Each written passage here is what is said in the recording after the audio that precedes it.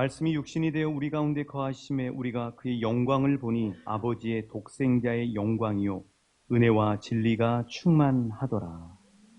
말씀의 주인이신 하나님, 말씀이 와닿게 해주세요. 말씀이 깨달아지게 해주세요. 말씀이 새겨지게 해주세요. 말씀이 생각나게 해주세요. 말씀이 경험되게 해주세요. 말씀으로 나를 이끌어 주세요. 이인숙 권사님과 그의 자손들을 축복하여 주옵소서. 올해 주신 요한복음 15장 2절의 말씀처럼 권사님이 예수님께 붙어 있으므로 모든 자녀들이 평생 참 소망이신 예수님께 붙는 복된 가문 될 수 있도록 축복해 주옵소서. 여정이 늘 기도할 때 하나님 정말 영육이 강건하게 하여 주시고 믿음의 명문가를 이루게 하시며 믿음의 아브라함이 될 수 있도록 풍성한 성령의 충만함을 부어 주옵소서. 예수 잘 믿는 축복을 자녀들에게 허락하시며 하나님 나라 가정이 세워지게 하여 주시고 복음 전하는 발이 될 수 있도록 신명기 6장 2절로 축복하여 주옵소서. 예수님 이름으로 축복하며 기도하옵나이다. 아멘. 우리 주님 이름으로 사랑하고 축복합니다. 예수를 믿으면 인생의 가치관이 바뀝니다. 예수를 믿으면 이제 사는 목적도 바뀌게 되는 것이죠. 언어 생활도 바뀌게 되는 것입니다. 말도 바뀌게 됩니다.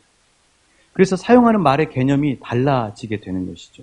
마치 이런 것과 같습니다. 우리 만경강처럼 유럽의 독일에서부터 헝가리, 체코, 불가리아를 거쳐 흑해까지 우리하고는 좀 가물가물하고 먼 그런 지형이지만 그렇게 흐르는 2860km를 흐르는 강이 있어요. 그 강의 이름이 여러 가지가 있습니다. 독일에서는요, 도나우강이라고. 그래서 우리나라 최초의 성악가 윤덕심이라고 하는 성악가가 불렀던 노래가 바로 이 도나우강의 잔물결이라는 노래를 우리나라는 사해찬미라는 이 제목의 이름으로 그렇게 불러서 유명합니다. 도나우강. 독일은 그 똑같은 강을 도나우강이라고 해요. 그런데 헝가리에서는 영어로 다뉴브강, 두나강 이렇게 얘기합니다. 자, 그래서 독일에 있을 때는 도나우강이 되지만 헝가리 앞에서 그 똑같은 강이 흐르는데 그 강은 두나강, 다뉴브강이 되는 것이죠. 자, 그런 것처럼 세상에서 똑같이 쓰고 있지만 우리가 세상의 물결 가운데 있을 때 사용했던 언어 개념과 예수 그리스도 안에 은혜의 물결 안에 들어왔을 때의 언어 개념은 전혀 다르게 바뀌게 되는 것입니다. 대표적인 게 뭐냐면 겸손과 교만이죠. 겸손과 교만. 사전적 의미로 겸손은 무슨 뜻인가 한번 PPT 띄워주시면 겸손은 남을 존중하고 자신을 낮추는 태도, 교만은 잘난 체하며 자신을 높이는 건방진 태도, 이렇게 세상 개념입니다. 그런데 그리스도 안에서 예수 안에 들어왔을 때는 겸손과 교만이 세상에서 사전에서 찾고 알고 있는 개념하고는 완전히 다르죠. 겸손은 뭐냐면 나는 한순간도 하나님 없이 살 수 없습니다 하는 게 겸손이에요. 교만은 뭐냐? 나는 하나님 없이도 살 수 있습니다. 내 힘으로 살 수 있습니다 하는 게 영적인 개념에서는 교만이에요. 또 우리가 잘 알고 있는 그래서 이 시편 14편 1절에 보면 어리석은 자는 그 마음에 이르기를 하나님이 없다 하도다, 이게 교만입니다. 건방지게 막 이렇게 하는 게 교만이 아니고 하나님 안에서 교만이라고 하는 것은 하나님 없이 내가 살 수 있다고 생각합니다. 이게 이제 교만입니다. 저와 여러분이 영적으로 이 시간에 말씀을 들으면서 나는 세상에서 말하는 겸손과 교만이 아니라 하나님 안에서 정말 하나님이 보실 때 겸손한 마음인가 교만한 마음인가를 한번 겸허하게 우리가 함께 조명해 봤으면 좋겠습니다. 자, 부자와 가난한 자도 다릅니다. 세상에서 말할 때 부자는 재산이 많은 사람을 이야기하죠. 그런데 하나님은 이렇게 말씀하십니다. 요한계시록 3장 17절입니다. 우리 같이 읽어보실게요. 요한계시록 3장 17절입니다. 시작. 내가 말하기를 나는 부자라 부요하여 부족한 것이 없다 하나 내 곤고한 것과 가련한 것과 가난한 것과 눈먼 것과 벌거벗은 것을 알지 못하는. 그렇죠. 세상에서는 부자라고 이야기해요. 자기는 부자라고 생각합니다. 그런데 하나님 눈에는 곤고해요. 가련해요. 가난해요. 눈 멀었어요. 벌거벗었어요. 근데 그것도 알지 못해요. 자, 그러면 하나님 앞에 부자는 누군가? 하나님 앞에 부자는 이사야서 1장 17절에서 아주 매우 분명하게 말씀해 주고 계시죠? 같이 읽어보실까요? 이사야 1장 17절입니다. 시작. 선행을 배우며 정의를 구하며 학대받는 자를 도와주며 고아를 위하여 신원하며 과부를 위하여 변호하라 하셨습니다. 예, 그렇습니다. 하나님 앞에 부자는요, 고아와 과부와 나그네를 돌아보고 그들에게 계속해서 흘려보내는 사람이 하나님 앞에 부자라는 거예요. 비싼 차 타고 다니고 넓은 집에 살고 돈 많고 이게 하나님 앞에 부자가 아니고, 하나님 앞에 부자는 정말 가난한 것 같은데 영국의 그 칸나 할아버지처럼 그 마을에서 제일 가난한데 그런 사람을 통해서 하나님 나라가 이루어지고 많은 사람들이 꽃 축제를 하면서 하나님을 알게 되는 이런 사람이 바로 부자라는 거죠. 저와 여러분은 하나님 앞에서 영적으로 볼 때 겸손하십니까? 교만한 상태 가운데 있습니다. 아니, 저와 여러분은 세상에서 말하는 것 말고 하나님이 보실 때 부자의 삶을 살고 있습니까? 가난한 자의 삶을 살고 계십니까? 이런 영적인 개념, 세상에서 말하는 개념이 아니라 우리가 마을에서 직장에서 사람들이 하는 이야기의 개념이 아니라 하나님 안에서, 성경 안에서, 그리고 천국에 가면 분명해질 하나님 나라의 영적 개념이 매우 중요한 이유는 이런 개념을 잘 알아야 세상하고 헷갈리지 않아요. 그리고 또 하나는 바른 신앙생활을 할 수 있어요. 자, 오늘 본문에 나오는 약함과 강함도 바로 이런 개념에서 바울과 하나님은 우리에게 분명하게 말씀하시고 계세요. 자, 약함. 여러분, 약한 게 좋습니까? 강한 게 좋잖아요. 자, 약함이 뭔가? 세상에서 말할 때 약함이라고 하는 건 뭐냐면 돈 없고 백 없고 병약하고 볼품없는 상태가 약함이죠. 세상에서 말하는 강함은 뭐예요? 잘났고 떵떵거리고 힘있고 위세등등한 상태가 세상에서 말하는 강함이죠. 그런데 바울은 그런 세상에서 말하는 약함과 강함이 아니라 예수 안에서는 전혀 다른 개념의 약함과 강함이 있다는 사실을 자신이 경험하고, 그리고 고린도 교회 성도들에게 이야기하고 있는 것이죠. 왜요? 고린도 교회는 엄청난 상업지대입니다. 돈이 잘 도는 데예요. 이 고린도 항구가 있잖아요. 돈이 잘 도니까 사람들이 자칫 잘못하면 예수를 믿어도 세상하고 헷갈리기 시작하는 거예요. 세상에서 말하는 부자가 진짜 부자인 것처럼 생각하고 세상에서 말하는 가난한 자로 천대받는 사람이 정말 교회 안에서도 그렇게 되는 거죠. 그래서 바울은 그게 아니라는 겁니다. 하나님 안에서 영적 개념의 부자와 가난함, 또 강함과 약함이 분명히 다르다는 거예요. 자, 그렇다면 세상이 말하는 강약과 주님 안에서 영적인 강약이 전혀 다른 개념이라는 사실을 극명하게 보여주는 대표적인 이야기가 뭐냐면 다윗과 골리앗의 이야기. 여러분 잘 아시죠? 다윗과 골리앗. 자, 엘라 골짜기가 펼쳐져 있습니다. 참 이스라엘 땅은 다양한 땅들이 많아요. 척박한 유대 광야 같은 온통 삭막한 사막만 있는가 하면 엘라 골짜기처럼 풍요롭게 온갖 푸르른 목초들이 풍성한 그런 골짜기가 있다고요. 그 골짜기에서 외치는 소리가 들립니다. 그런데 외치는 사람이 보니까 기골이 너무 장대한 거예요. 3m 정도 되는 겁니다. 머리에는 노트구를 쓰고 만만치 않게 보이는 거죠. 몸에는요, 비늘처럼 보이는, 근데 쇠로 돼 있는 거죠. 비늘처럼 돼 있는 갑옷을 입고 있어요. 근데 그 갑옷이 얼마나 무게가 되냐면 5,000세겔이라고 이야기하고 있어요. 57kg. 여러분, 보통 여자분들 체중이 57kg 아닙니까? 여자분들의 비밀을 얘기했나요? 뭐 57kg 아닌 분도 죄송합니다. 어찌됐건. 그러니까 사람 하나, 여자분 한 분의 몸무게만큼의 갑옷을 입고 있는 거예요. 엄청나죠. 거기다가 창을 들고 있는데 이 창이, 다른 사람들이 들고 있는 창은 그 창에, 골리앗이 들고 있는 창에 비교하면 이쑤시개 정도밖에 안 보입니다. 배틀채 같다고 했어요. 7kg입니다. 600세겔이죠. 그 엄청난 창을 휘두르고요. 그러면서 소리를 지르고 있는 거예요. 여러분, 얼마나 그 앞에서 이스라엘 백성들이 쫄아가지고 주눅들어서 꼼짝도 못하고 맞설 상대를 생각지도 못하고 그러고 있는 것입니다. 근데 그때 누가 나타나요? 하나님의 사람 다윗이 나타나요. 자, 이 골리앗과 다윗이 이제 맞서게 되는 거죠. 스모 그림을 한번 보여드리겠습니다. 여러분이 훨씬 더 피부로 와닿게 하기 위해서. 저 보십시오. 저 골리앗과 다엘이라고 그럴까요? 비교가 되겠습니다. 그런데 재미있는 것은 하나님의 사람, 하나님의 눈을 가진 다윗의 눈에는 골리앗이 강자가 아니에요. 약자예요. 그게 바로 사무엘상 17장 26절이죠. 한번 같이 보실까요? 다윗이 뭐라고 하는가? 시작. 다윗이 곁에 서 있는 사람들에게 말하여 이르되 이 블레셋 사람을 죽여 이스라엘의 치욕을 제거하는 사람에게는 어떠한 대우를 하겠느냐? 이 할례 받지 않은 블레셋 사람이 누구이기에 살아계시는 하나님의 군대를 모욕하겠느냐? 이 할례 받지 않은 블레셋 사람.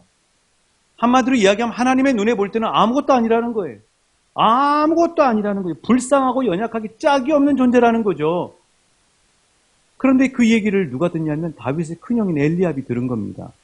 들으니까 다윗이 하는 얘기 들으니까 너무 무모한 것 같아요. 이렇게 화를 냅니다. 뭐라고 화를 내면서 다윗에게 뭐라 그러는가? 자, 17장 28절이죠. 사무엘상. 시작. 큰형 엘리압이 다윗이 사람들에게 하는 말을 들은지라.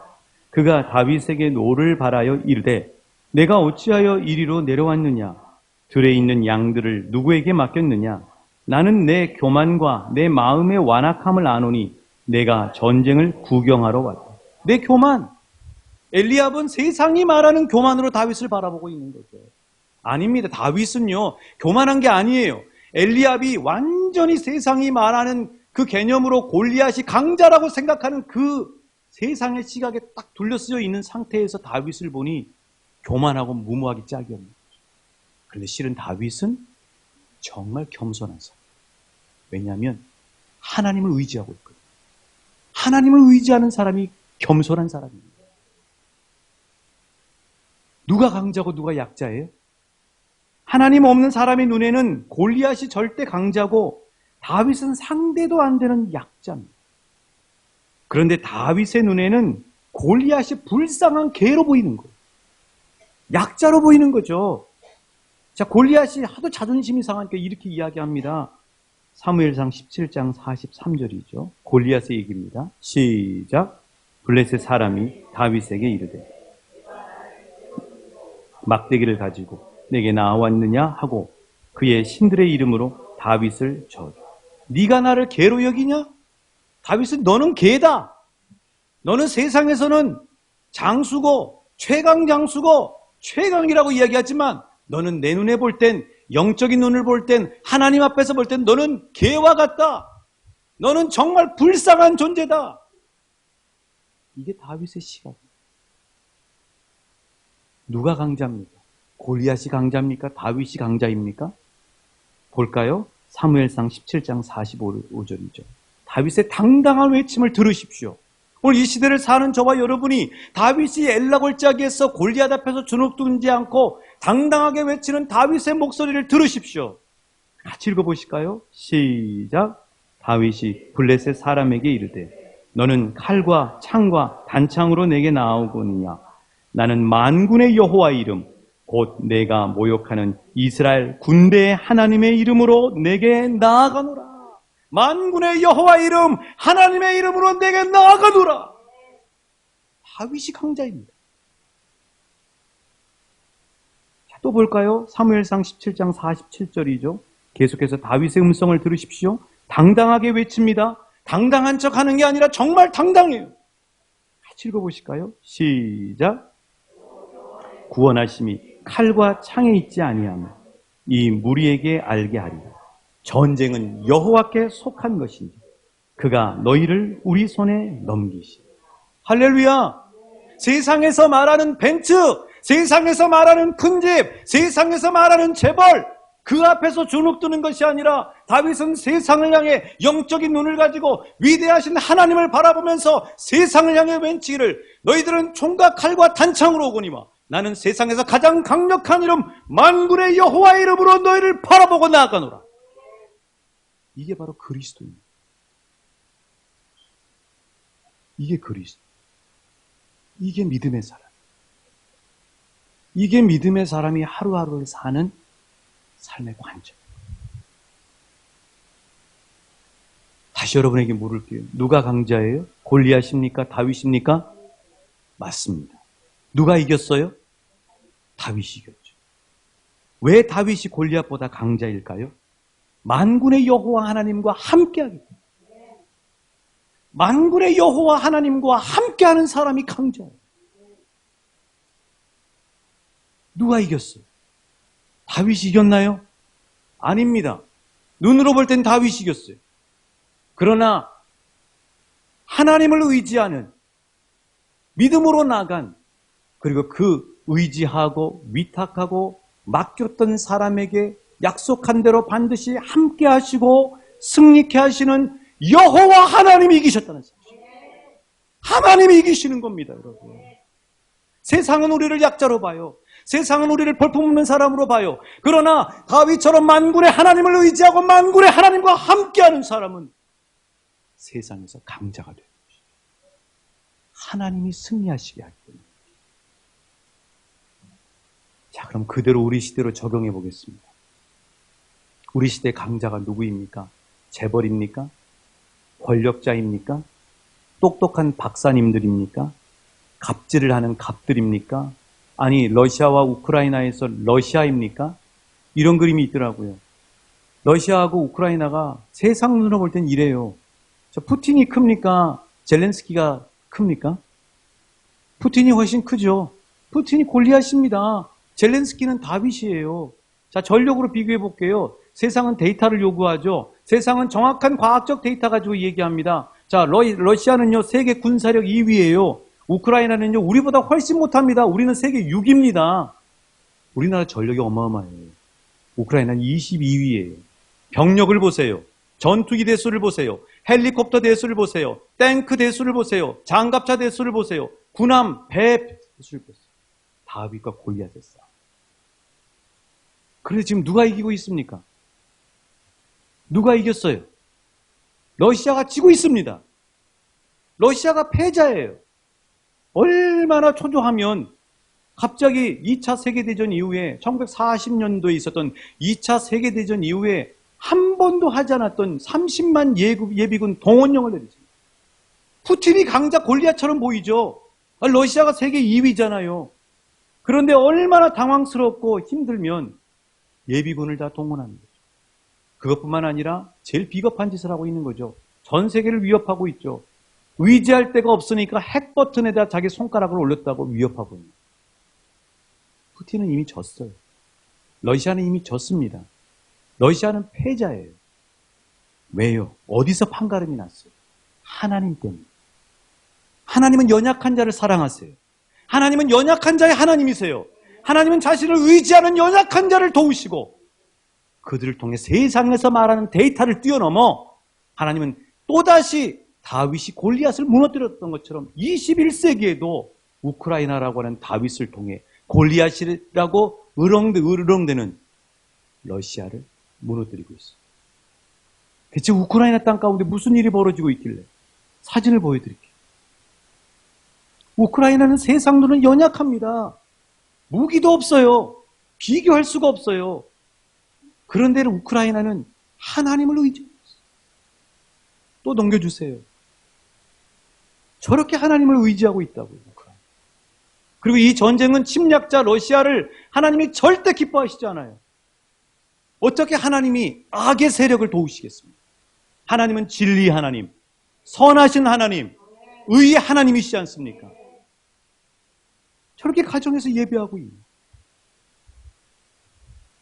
누가 강자예요? 세상에선 러시아가 강자죠. 그러나 영적인 눈으로 볼 땐 우크라이나가 이미 승리했습니다. 우크라이나가 강자예요. 알고 보면 사실 우리 자신은 영적으로 볼 때 강자와 약자일 때를 오고 갑니다. 세상적으로 잘 나가고 형통하고 편안하고 내가 강자라고 생각할 때는 하나님 의지하지 않습니다. 약자로 바닥을 치게 되죠. 그런데 세상적으로 잘 안 나가고 세상적으로 연약하고 세상적으로 불통하고 세상적으로 평안치 않으면 세상이 볼 때는 약자일지 모르지만 강자로 날개치며 올라가는 그 놀라운 은혜 길에 나아갈 확률이 높습니다.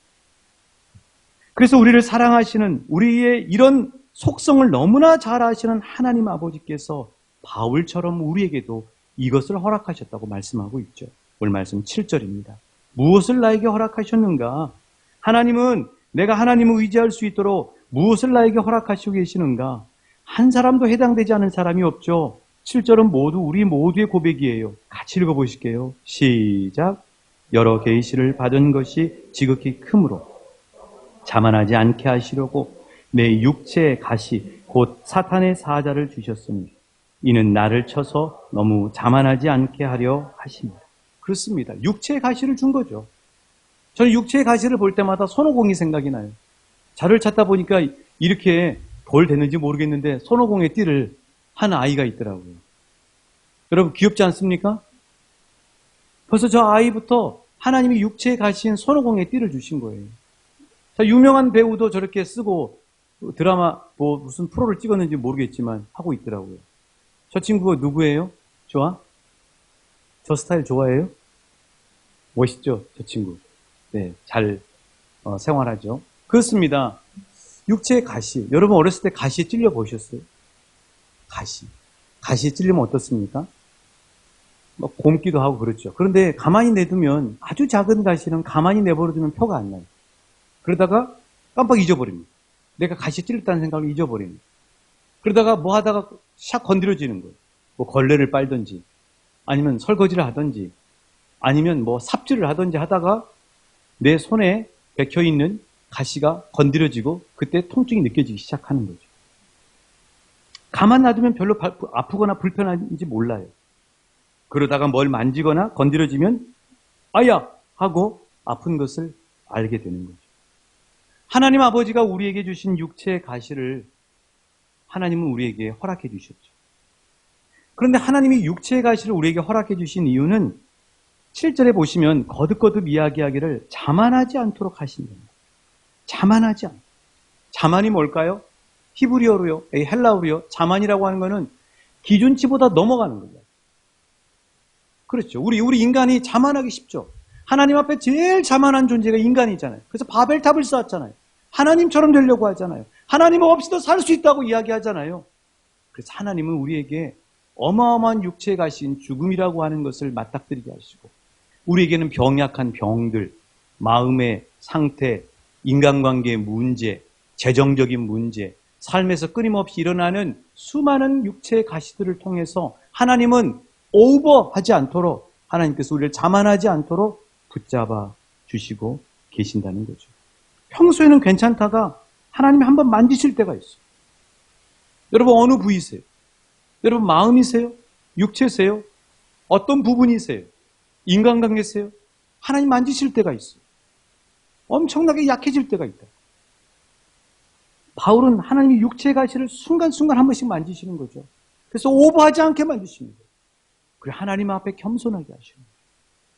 자, 하나님이 바울의 육체의 가시를 건드렸더니 바울이 어떻게 행동했는가 이걸 배우길 원합니다. 8절입니다. 시작. 이것이 내게서 떠나가게 하기 위하여 내가 3번 죽게 한다. 그렇습니다. 가시가 건드려질 때마다 하나님이 건드실 때마다 다른 사람이 내 가시를 건드릴 때마다 바울은 하나님 앞에 나간 거예요.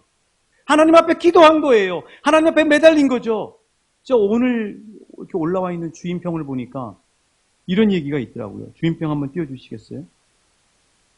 주인평에 보니까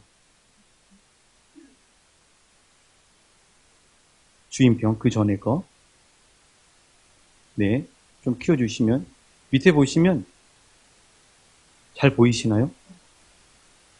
그러나 내 이름을 부르는 자, 곧 나를 구원자로 그 마음에 되게 가서 읽어보시기 바랍니다. 중요한 건 뭐냐면 하나님 앞에 나간다는 거죠. 저 얘기가 뭐냐면 사람한테 나가봐라. 아무 소용없어. 그때뿐이야. 안 그런 척 해봐야 소용없어. 다른 걸로 위안 삼으려 해봐야 회복되지 않아. 내 앞에 나와. 육체 가시가 건드려지면 내 앞에 나와. 이게 하나님의 우리를 향한 육체 가시를 통한 초청이에요. 하나님이 얼마나 우리를 사랑하세요. 사랑하면 자꾸 만나고 싶잖아요. 그런데 온통 자기 관심사에 세상에 빠져 있는 거죠. 하나님이 제일 기뻐하시는 건 뭐냐면 하나님하고 계속 사랑하고 깊어지는 거예요. 그게 하나님이 제일 기뻐하시는 거거든요. 여러분이 사랑하는 사람과 어떤 관계인지를 보시면 알아요. 바울은 육체의 가시가 건드려질 때마다 내가 3번 죽게 나갔다고 이야기하고 있는 거죠. 하나님 앞에 엎드려야 해요. 하나님 앞에 엎드려야 됩니다. 그게 가장 지혜로운 방법. 혈루증 여인처럼 하나님의 옷자락을 붙들어야 해요.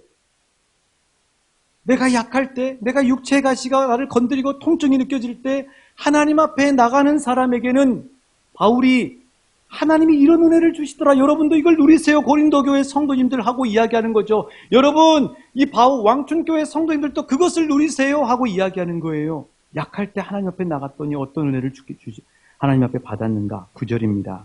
9절 우리 상반절이에요. 시작. 나에게 이르시기를 내 은혜가 내게 족하도다. 이는 내 능력이 약한 데서 온전하여 짐이라 하시니. 자, 이걸 제가 헬라어로 그대로 의역으로 했습니다. 자, 이거는 무슨 뜻이냐면 좀 두루뭉실해가지고 많은 사람들이 오해를 해요. 자, 13번 자막 띄워주세요. 나에게 이르기를 내 은혜가 내게 족하도다. 이는 내 능력이 약한 데서 온전하여 짐이라라는 말은 무슨 뜻이냐면 헬라어를 정확하게 의역을 하면 하나님이 나에게 말씀하셨다. 나의 은혜가 너에게 채워진다. 왜냐하면 너의 약함 속에서 나의 능력이 끝까지란 말은 컵의 끝까지란 거예요. 끝까지 채워지기 때문이다. 그러니까 약함 가운데 강한 사람이 되는 방법은 뭐냐면 자기 힘으로 하려고 하는 것이 아니라 겸손하게 하나님 앞에 나가서 도움을 구하고 하나님을 의지할 때 하나님께서 약함 가운데 하나님의 은혜로 채우신다는 거예요. 내가 약한 그때 하나님의 강함으로 채워주신다는 거예요. 다시 바울은 약함 속에서 하나님 앞에 나갔을 때 하나님이 능력으로 채워주심을 생생하게 경험한 이야기를 9절 하반절에서 하고 있습니다. 제가 읽어드릴게요. 그러므로 도리어 크게 기뻐함으로 나의 여러 약한 것들에 대하여 자랑하리니 이는 그리스도의 능력이 내게 머물게 하려 함. 바울이 약함을 자랑한다는 거예요. 왜냐하면 내가 약했을 때, 내가 비워졌을 때 하나님의 것으로 채워진다는 거예요. 그래서 강한 사람이 된다는 거예요. 그 대표적인 사람이 누구냐면 지금 몸이 10개라도 모자라는 분이 있습니다. 오은영 박사님. 우리 아이가 달라졌어요 시대의 오은영 박사님의 모습과 금쪽이 상담소의 오은영 박사님의 모습은 완전히 다릅니다. 우리 아이가 달라졌어요의 오은영 박사님 얼굴을 보세요. 제가 뭐 얘기 안 하겠습니다. 그런데 금쪽이 상담소의 오은영 박사님의 얼굴은요, 이런 모습이에요. 한번 보여주시겠어요? 그 다음 모습. 어떻게 사람이 얼굴이 저렇게 바뀌어요? 많은 사람들을 치유하고 있어요. 많은 사람들에게 하나님의 회복과 평안을 흘려보내고 있어요. 그러면 대체 저 오은영 박사에게는 어떤 일이 벌어졌는가? 하나님이 육체의 가시로 건든 거죠. 그게 담낭에서 먼저 악성 종양처럼 보인다는 게 진단이 된 거예요. 그러고 난 다음에 막상 수술하려고 깊이 검사를 더 자세하게 해보니까 세상에 대장에서도 암이 발견돼요. 담낭에서도 암이 발견되고 대장에서도 암이 발견되면 6개월이 아니라 3개월밖에 못 산다는 거예요.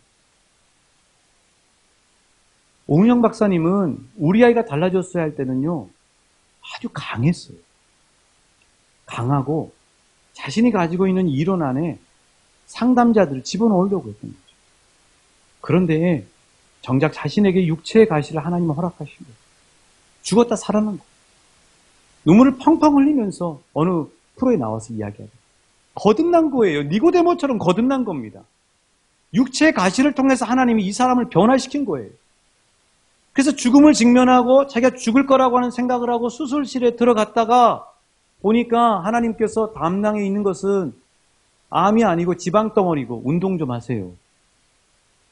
그리고 대장에 초기암이 발견돼서 잘라냅니다. 오은영 박사님은 그 사건을 계기로 해서 하나님 앞에서 자신의 강함을 내려놓기 시작하고 하나님의 강함으로 채워지기 시작합니다. 하나님의 강함은 부드러워요. 하나님의 가랑은 사랑이 넘쳐요. 하나님의 강함은 상대방을 평안하게 해요. 하나님의 강함은 사람에게 흘려보내서 유익하게 해줘요. 자신의 강함이 너무 세면 가족 식구들을 힘들게 합니다. 직장 동료들을 힘들게 해요. 교우들을 힘들게 합니다. 그런데 내가 약해지고 하나님의 십자가 안에 들어가서 하나님 안에 들어가서 하나님이 채우는 강함으로, 하나님이 채우시는 은혜로, 하나님이 채우시는 능력으로 채워지면 다른 사람을 살리는 사람으로 변화되기 시작합니다. 그래서 이것이 세상에서 강함, 강약과 하나님 안에서의 강약의 분명한 모습이라고 하는 사실이죠. 요즘 저와 여러분은 어떻습니까? 세상적으로 강자인가요? 아니면 연약한 약자라고 생각하십니까? 여러모로 난 약자야라고 생각되시는 분이 있으십니까? 마음도 힘겹고 몸도 약해져가고 삶도 퍽퍽해져가는 분 계십니까? 가시의 증상이 나타나 한순간도 놓지 않고 나를 건드리고 힘들게 하는 분, 가시의 통증이 느껴지는 분 계십니까? 진정한 강자가 될 축복과 기회의 시간이라는 사실을 기억하십시오. 그리고 이 기회를 잘 살리시는 저와 여러분 되시길 주님의 이름으로 축복합니다. 어떻게 세상의 약자에서 영적인 강자가 될 수 있냐고요? 믿음의 영적 강자가 된 이들의 방법을 알려드리겠습니다. 십자가 앞에 자주 나가십시오. 하나님은 저와 여러분을 십자가 앞에서 기다리시고 계십니다. 그 연약함에만 몰두하지 말고 내게로 나오라고 손짓하시는 하나님의 손짓을 보시고 보혈을 의지해서 하나님 앞에 담대하게 나가십시오. 그러면 하나님이 은혜로 채우시겠다고 말씀하십니다. 능력을 가득 부어주시겠다고 말씀하십니다. 그 가시를 감추려고 하지 말고 십자가 앞에 가서 내밀라고 말씀하십니다. 그러면 아낌없이 흘려주신 주님의 보혈로 그 상처가 되는 가시를 깨끗하게 씻어주시겠다고 말씀하십니다. 주님의 십자가는 예수님의 철저한 무력 속에서 사탄 마귀의 머리를 짓밟고 승리한 반전의 자리입니다. 예수님의 십자가는 죽음에서 사망 권세를 깨뜨려 버리고 우리에게 새 생명의 부활의 반전을 이루신 놀라운 반전의 자리라는 사실. 사랑하는 여러분, 하나님의 음성을 들으시고 주님의 십자가 앞에 나가 주님을 통하여 약함 가운데 강함이 되는 진정한 강자가 되시길 주님으로 축복합니다.